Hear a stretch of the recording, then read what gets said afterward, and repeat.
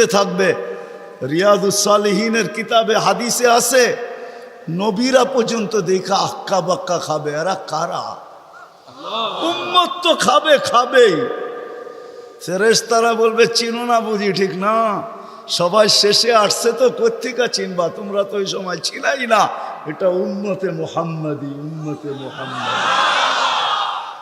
আজকে এই উম্মত নবী চিনে না, দাবি জানে না। শেষ জায়গায় চলে আসছি, আর কিন্তু লম্বা হবে না। আল্লাহর দাবি আমাদের কাছে, আল্লাহকে রাজি করো। যদি এই ছোট জীবনটা সুখে থাকতে চাও, আল্লাহ পাওয়া ব্যতীত সুখ হবে না। রব্বে কাবার কসম, যদি আল্লাহ পাওয়া ব্যতীত সুখী হইতো, তাহলে দুনিয়ায় সবচেয়ে বেশি সেলিব্রিটিরা আত্মহত্যা কোনোদিন করত না। সবকিছু পাওয়ার পরেও নিজের পিস্তল নিজের মাথায় লাগতো না। সবকিছু থাকা সত্ত্বেও নিজের টাকার কিনা রশি নিজের গলায় কোনোদিন লাগতো না। উন্নত বিশ্বে কোনোদিন আত্মহত্যার প্রবণতা এত বেশি হতো না। আমাকে বুঝাইতে হবে না, আমি চিনি জাপানে আত্মহত্যা কোন জায়গায় করে। আমি দুইবার যেয়ে দেখা আসছি, পাহাড়ও দেখছি, সমুদ্রও দেখছি। আমাকে বুঝাইতে হবে না, আমি চিনি আমেরিকাতে সেলিব্রিটি কয়জন আত্মহত্যা করছে, যাদের নাম মাটিতে পিতলের অক্ষর দিয়া খচিত করা আছে। আমি ওদেরকে চিনি লস এঞ্জেলিসে। আমি যদি না চিনতাম তাহলে আমাকে বুঝাইতে পারতেন, আমি চিনি এদেরকে। সত্য এটাই, সুখ তো আল্লাহ পাইলে হবে। তাও এক কাপড় দুইজনের, একজনের এক কাপড় না, দুইজনের। নামাজ সালাম ফিরাইতে দেরি, উঠা দৌড়াইতে দেরি করে না। আল্লাহর রসুল ডাইকা দাঁড় করাইছেন, সালাম ফিরাইতে দেরি, দৌড়াইতে দেরি করো না। কারণটা কি? নামাজের পরে দোয়া আছে, তসবিহ আছে, তাহলিল আছে। আমি কথা বলি, তুমি শোনো না। চোখের পানি ছেড়া দিয়া বলতেছে, ইয়া রাসূলুল্লাহ, দুইজনের এক কাপড়। দেখেন দিলে লাগে কিনা। দুইজনের কয় কাপড়? এক কাপড় দুইজনের। আপনি সালাম ফিরান, আমি ছুটা চলে যাই আউয়াল ওয়াক্তে নামাজ পড়ানোর জন্য। খুলা দেই, নামাজ পড়ে ওই ঘরের সুখ দেখাইতেছি। সুখ, স্ত্রী স্বামীর গাল ধরা চিমটি কেটে বলতেছে আমি জান্নাতি। বলছে তুমি কি করে জান্নাতি? বলছে কেন? সবরের জীবন চলতেছে, সবরের বদলা জান্নাত। কোনদিন তোমার কাছে চাহিদা তো দূরের কথা, নিজের মনের কাছেও করি নাই।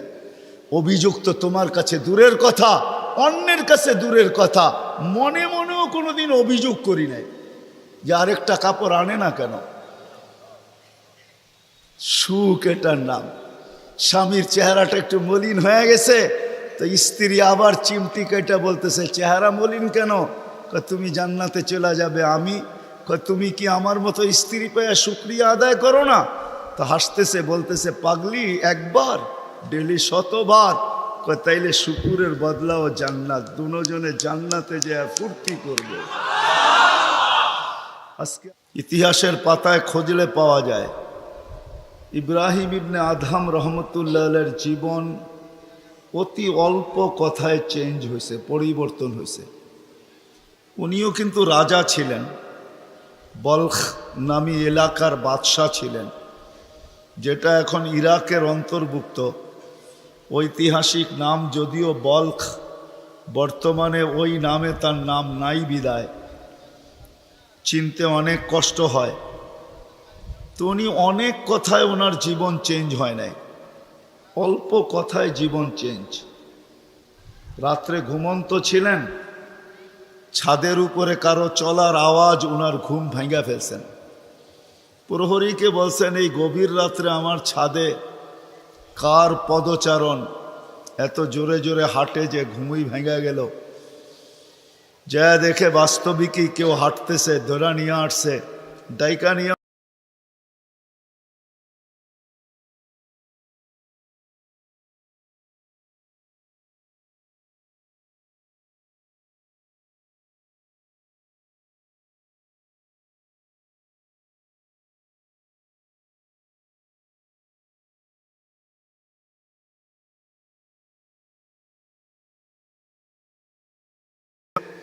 তুমি উঁচ খুঁড়ছে চলে আসছো ছাদে। তো বলছে, মহোদয় যদি আমি পাগল হই তাহলে আমার সাথে আপনিও। তো বলছে, বুঝলাম না, তোমার সাথে আমি? আপনি তো বললেন যদি আমি পাগল হই তাহলে আপনিও পাগল। কেননা বাদশাহ ছিলেন কিন্তু বেয়াদব ছিলেন না, আদবওয়ালা ছিল। তো বাদশাহ বলে, শোনো, আমি পাগল এটার প্রমাণ দাও, তোমারটা তো আমি দিলাম। তো বলল বাদশাহ মহোদয়, যদি ছাদে উট খুঁজা পাওয়া না যায় তো রাজপ্রাসাদে বসে আল্লাহ পাবেন কি করে? এতটুক কথাই কিন্তু জীবন চেঞ্জ। চলেন, এটা তো কাহিনী, হাদিসের একটা দেই। বনি ইসরাইলের এক বদমাশ ছিল, কিফিল নাম, কিফিল, হাদিসের কিতাবে পাওয়া যায়। বনি ইসরাইলের বদমাশ, যে নিজেকে মানুষ বলে কখনো স্বীকার করতো না, বলতো আমার চেয়ে কুকুরও ভালো।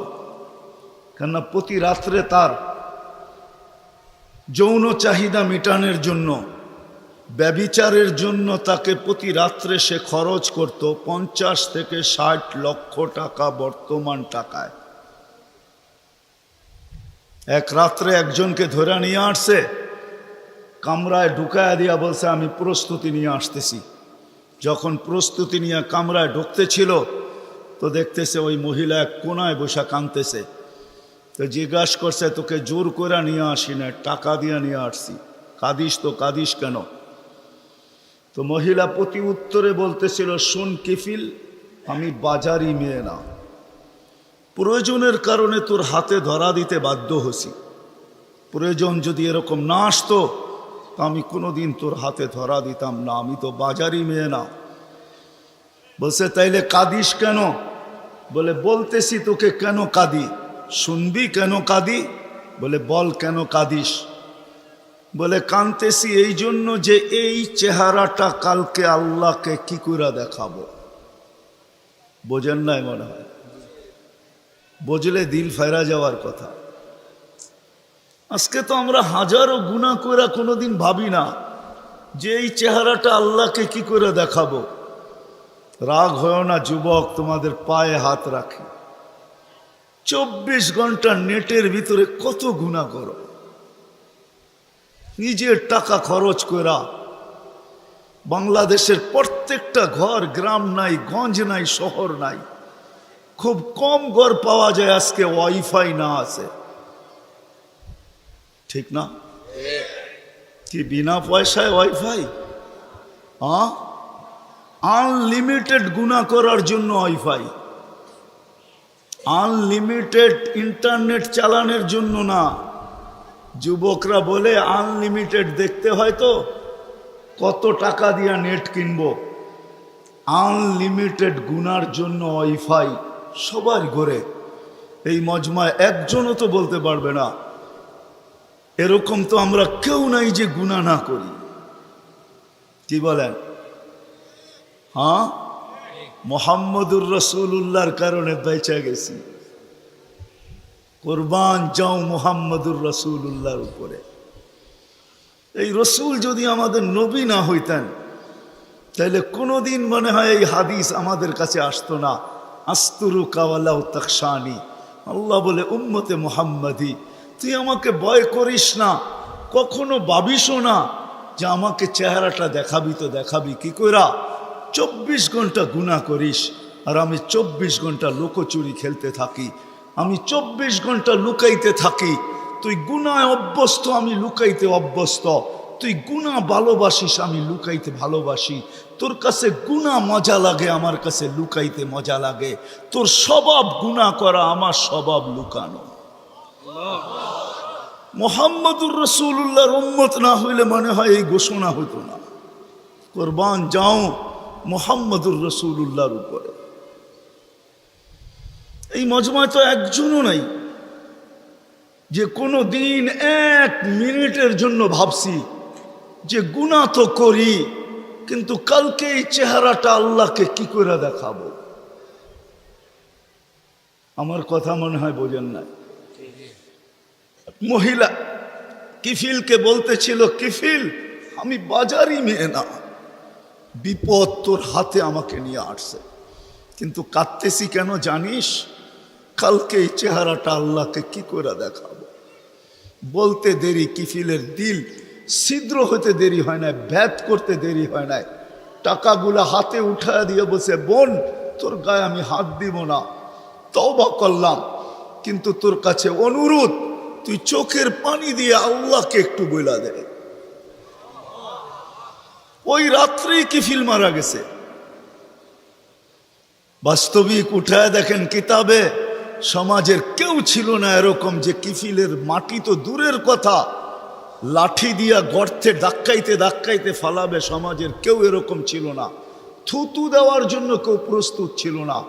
কিন্তু সকালে তার দরজায় লেখা উঠছে, কদ গফার আল্লাহু লিকিফলিন, আল্লাহ কিফিলকে মাফ করে দিছে।